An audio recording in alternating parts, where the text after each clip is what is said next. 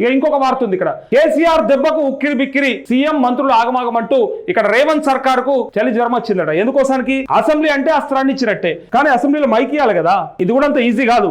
అసెంబ్లీలకు పిలిచినంత మాత్రాన మైక్ ఇస్తారు, ఇక మేము ఏదంటే అది మాట్లాడొచ్చు, మా దగ్గర ఉన్న డేటా అంతా చెప్పొచ్చు అని మనం అనుకుంటే అది కూడా పొరపాటే. అసెంబ్లీకి పిలిచి బుల్డోజ్ చేస్తే ఏం చేస్తారు? ఎంతమంది ఉన్నారు? 39 మంది ఎమ్మెల్యేలు. ఒక ఆమె చనిపోతేనే కదా ఇంకొక ఆయన గెలిచిండు, అది కాంగ్రెస్ 38. అందులో 10 మంది పోయి ఉన్నది 28 మంది. అవుతుందా?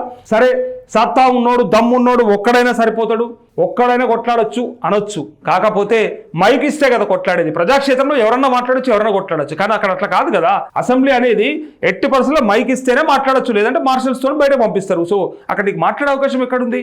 అందుకే నేను ఏమంటా ఉన్నా అంటే, అసెంబ్లీ పిలవంగానే పోయి మాట్లాడతాం కదా, ఏదంటే చెప్పుకుంటాం కదా అనుకుంటే మన కాళేశ్వరం మీద ఏమైంది?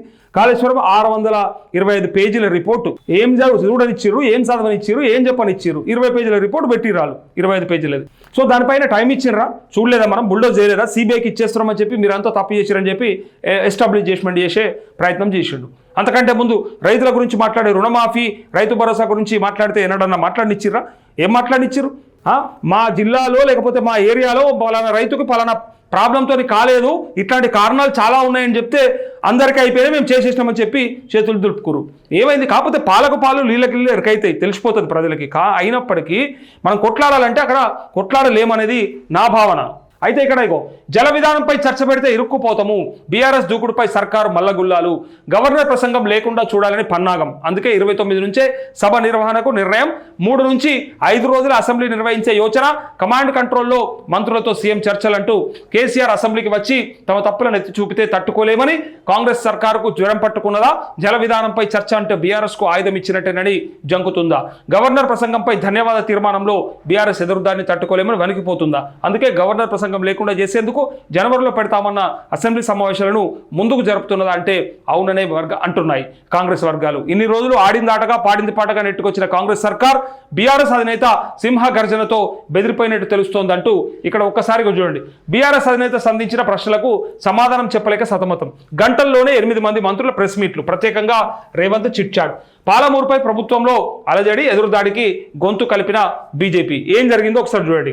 కేసీఆర్ ఒక్క ప్రెస్ మీట్ అనేక ప్రచారాలు పటాపంచలు చేసింది, అనేక అసత్యాలను తునాతునకలు చేసింది.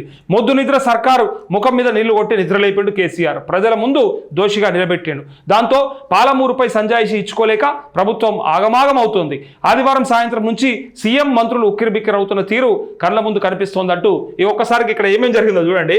ఆదివారం రాత్రి 7 గంటలకు తెలంగాణ భవన్లో కేసీఆర్ ప్రెస్ మీట్ పెట్టి సర్కార్ మీద నిప్పులు చెరిగితే ఆదివారం రాత్రి 8 గంటలకు, ఆ గంటలనే 1 గంటల నీటిపారుదల మంత్రి ఉత్తమ్ మీడియా సమావేశం పెట్టిండు. అది అయిపోయాక 9:30కు సీఎం రేవంత్ రెడ్డి చిట్చాట్ పెట్టిండు. ఎవరితో? మీడియాతో.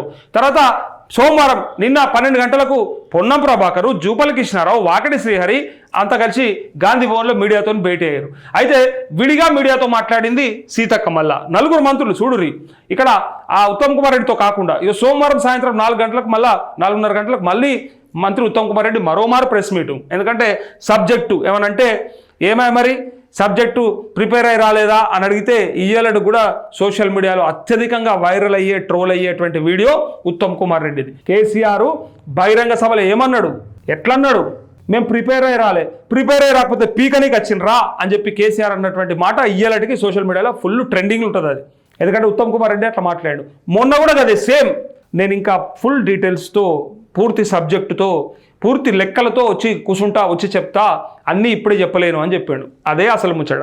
సబ్జెక్టుతో రాకపోతే పీకనీకి వచ్చినవా అని ఇలా ప్రజలు అడిగే పరిస్థితి ఉంది ఇలా తెలంగాణ సమాజం.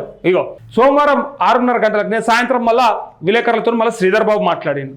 ఆ తర్వాత ఇగో సోమవారం సాయంత్రం నిన్న 7:30 గంటలకు మళ్ళీ కమాండ్ కంట్రోల్లో మంత్రులతో రేవంత్ చర్చలు చేసిండు. అదనంగా కేసీఆర్ ఆరోపణలపై మంత్రి తుమ్మల ప్రెస్ నోట్ కూడా రిలీజ్ చేసిండు. ఇంతమంది ఆగమైపోతారా? అరే ఒక్క కేసీఆర్ని తట్టుకోవడానికి ధైర్యం అయితే లేదా?